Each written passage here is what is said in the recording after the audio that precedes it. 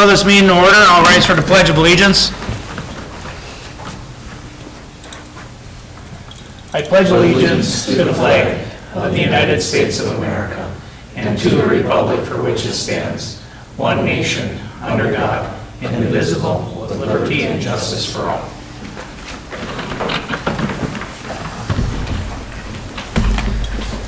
Motion to approve the agenda. Second. All in favor, say aye. Aye. Opposed? Motion carried. Open forum if anybody wanted to speak. Doesn't look like there's anybody in here. Consent agenda, approval of the minutes, approval of bills and purchase order, approval of investments. There's one donation resolution number 2024-23, a donation from Gillen Chevrolet for $250. There's a couple of gambling resolutions. There's a resolution appointing judges, election judges for a 2024 primary election. Financial director step increase, streets department step increase, ambulance department bad debt.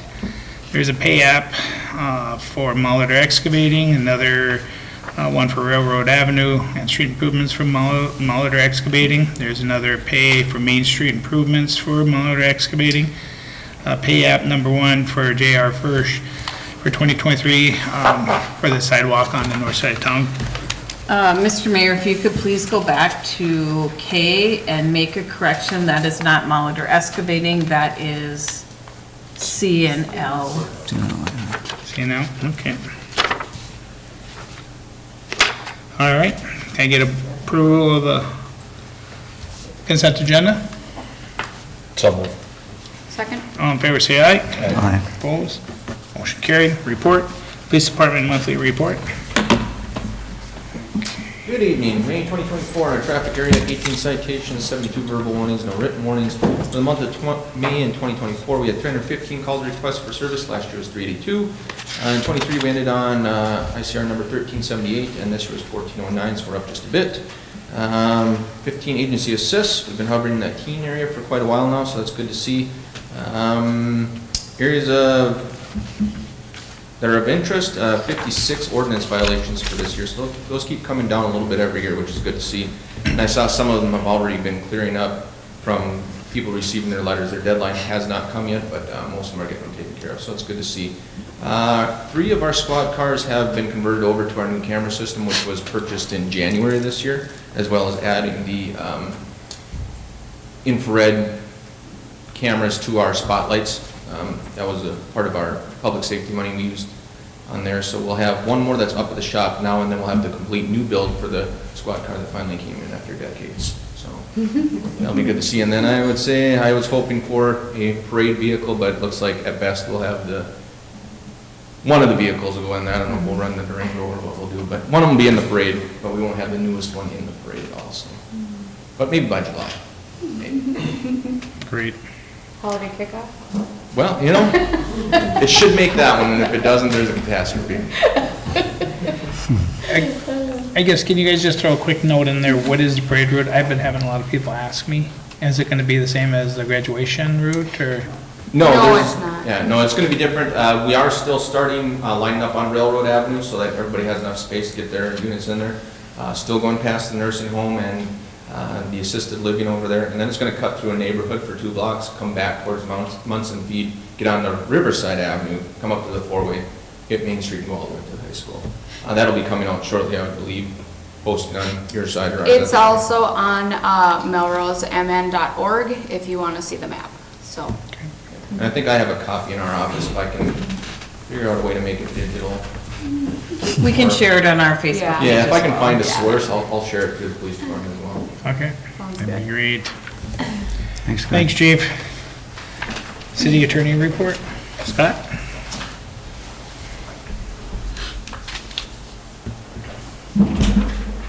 Yeah, just a couple of things. As you're aware of the compensation study, it's been some time and attended some meetings with the council and the commission on that. We've got some ongoing, development items, and I believe that that's coming up later on the agenda. And then finally, cannabis didn't go away. It's It's still with us. This was just a question, 3-2 beer license, malt sale, wondering if they could sell the low-dose hemp stuff.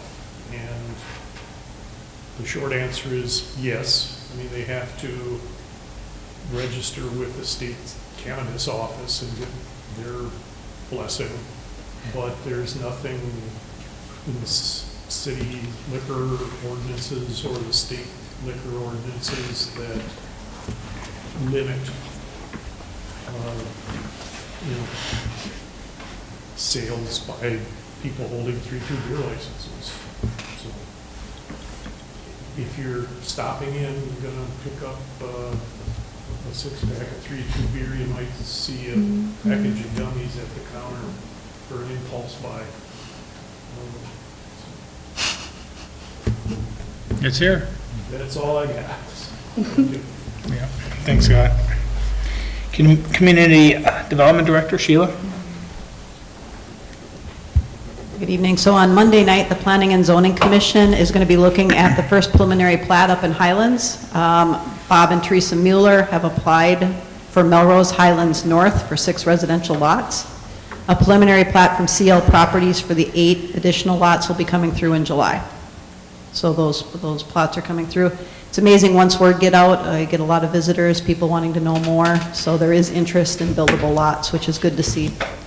The Planning and Zoning Commission on Monday night will also be looking at the preliminary and final plats for the Melrose I-94 Industrial Park Second Edition. And then I believe you all, probably in the last hour, got the information for a special council meeting on Wednesday morning at 7 a.m. to act on the commission's recommendations on the industrial park and to hold a public hearing on the vacation of the streets and the easements in the industrial park. What we're doing is we're really setting it up so that as soon as the Mylars are ready, we can close with Carson's Industries so they can get going on their building. And that's the reason for the move up on that meeting. I want to send congratulations out to the Arts Council. They did get they got the Minnesota Historical and Cultural Heritage Grant from the Minnesota Historical Society for an Edwin Clark monumental sign. The Parks Board met the other night and discussed where it's going to be placed, which is going to be a nice addition. Thank you to the Melrose Lions. That playground looks great down in the park. And so the Park and Rec and the street people have really been working hard in the park. If it would just stop raining, it would be great. Riverside Flats is ready to move in next week. So you should see them tarring that parking lot, hopefully in the next day or two. They plan to allow people to start moving in late next week. So you'll start seeing the trucks. People have been coming up to sign up for their utilities and get ready to go there. Out on Railroad Avenue, they're thankful to have the first coat of tar. That is much better, especially with all the rain, that we're not chasing that dirt and the potholes and stuff. So having that first layer down has been nice. Working hard on getting the second layer down, but it keeps raining. I also want to put a note out. We are looking for one more member for Planning and Zoning Commission. It's a very busy group. It's really interesting with everything we have going on. So if you know of anyone interested in being on the Planning and Zoning Commission, we'd like to fill that spot. Okay. Thank you, Sheila. City Engineer Report. All right, good evening. Pretty much construction update for you guys this evening here. We have Main Street obviously well underway. The best news I have for you is that the intersection near Coburn's is paved and back to normal, so that prevents a lot of daily concerns and that kind of thing. So working with helping get some people over to Century Care with some different signage out there after today's weekly meeting. We put up a few more detour signs for the Century Care folks to make sure people get to appointments. Otherwise, they will be reclaiming the remainder of the asphalt on there from 3rd Avenue West all the way to the bridge next week, Tuesday. That'll happen. It will mostly remain in place from about the hospital all the way out to the bridge. It's going to just be gravel for the time being. So that'll be taking place, and then the final phase of utilities is actually starting end of next week over there. So they've made some pretty good progress out there. The first 5 blocks are pretty much done. So it's really making some hay out there. They were able to have 2 crews in town despite the rain. They've been able to work most days, so. So mostly good news out there. Sheila mentioned the pavement on Railroad is out, and the first slip is in. That's fantastic news, because we can stop worrying about it. To her point, we'll find a contractor to do that second lift eventually, so. Otherwise, Active Transportation has approved pavement tonight on that sidewalk. That was most of the projects except for some retainage. So otherwise, unless you guys have questions, that's it for me. All right, thanks. Clean. Workforce hiring is still the top priority at this time. We are currently advertising for the police department, and there is a vacancy that exists in our street department for a part-time position. The PUC did hold a special meeting on June 18th to determine how to proceed with the hiring of an electric operations director. They did approve the job description and the salary range, and so that will be posted shortly for trying to get somebody in that position. We also hope to interview for an apprentice line worker, a 1,000-hour apprentice line worker position next week. Staff had our initial budget retreat on June 11th. Public Works, myself, Finance Director, Mayor, Community Development Director Hellerman, and Dave Bormo met in the morning, and administrative staff met in the afternoon. EMS staff will be meeting separately with both myself and Ryan. We have done these retreats for the last 3 years, and they are very effective in getting everyone involved in looking at projects on a citywide level. As part of the budgeting process, we are going to be evaluating all of our buildings to determine what capital needs exist over the next 5 years and beyond. Right now, it seems that the roofs seem to be the biggest priority. In particular, at wastewater, there is a roof that probably needs to be replaced immediately. And as we all know, roofs are pretty big ticket items. We also worked with Missouri River Energy Services to complete a lighting audit, and when that report is complete, we will bring forth to the PUC and Council to determine what the next steps are on that as well. June 28th is Tim Vogel's last day in the office. We are having a retirement celebration for Tim tomorrow, June 21st at 8:30 a.m. You all should have received your invitations, and we encourage you to attend to wish Tim well in his retirement. So that, for right now, is all I have, Mr. Mayor. Okay. Yeah, I would like to congratulate Tim also. He was a true asset when he was mayor. He taught me quite a few things on, listening to people, going out and about, and we were very fortunate to have him as a mayor in town. So Tim's going to definitely be missed. All right, we're on action items. Resolution number 2024-28, resolution approving conditional use permit for Gerber Collision. At the Planning and Zoning Commission meeting on May 20th, the commission held a public hearing at the request of Gerber Collision. They requested a conditional use permit to allow vehicle services and body work on parcel number 66.36667.0010. Basically, it's an expansion of their existing business to the next door location. The Planning and Zoning Commission recommends to the council that the conditional use permit be approved. The planning report as approved by the commission was in your packet. Gerber Collision had no comments prior to the meeting, but since the meeting, they've requested a change, language change to number 5. As it was passed by Planning and Zoning, it said any use cannot cause noise or emission of odor, toxic or noxic fumes, dust or particulates. They would like the qualifier adding some specificity that says in excess of EPA or Minnesota Pollution Control Agency's outdoor exposure limits. Otherwise, it just says none without anything. So the action we're requesting tonight is council to provide consideration to amend or adopt resolution 2024-28, resolution issuing the conditional use permit. Okay, can I get a motion with the amendment of the resolution? So move. Second. All in favor, say aye. Aye. Opposed? Motion carried. Is that good? Okay. All right, and then a purchase agreement for Roach Development LLC. As Scott mentioned this in his report, Roach Development LLC is interested in constructing and operating 34 units. It'd be 17 buildings, townhome project in Railroad West. Recently, the council and MATA agreed to transfer the residential lots that MATA owned to the city to facilitate this agreement. Roach Development will purchase the land yet now in 2024. Construction will not commence until late '26 or early '27.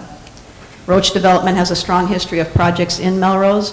Village townhomes were constructed in 2002 and East Village in 2008. This new project is in a similar area. Roach is requesting TIF for the project. They have paid the application fee and provided staff with the TIF escrow funds and all of its application details. The development agreement terms will be finalized prior to the real estate closing. They have signed the purchase agreement, and they plan to get us an entire site plan and layout within the next 30 days so that we can see how it'll look. So the action we're requesting tonight is council to provide consideration to entering into a purchase agreement with Roach Development for those lots. All right, any questions?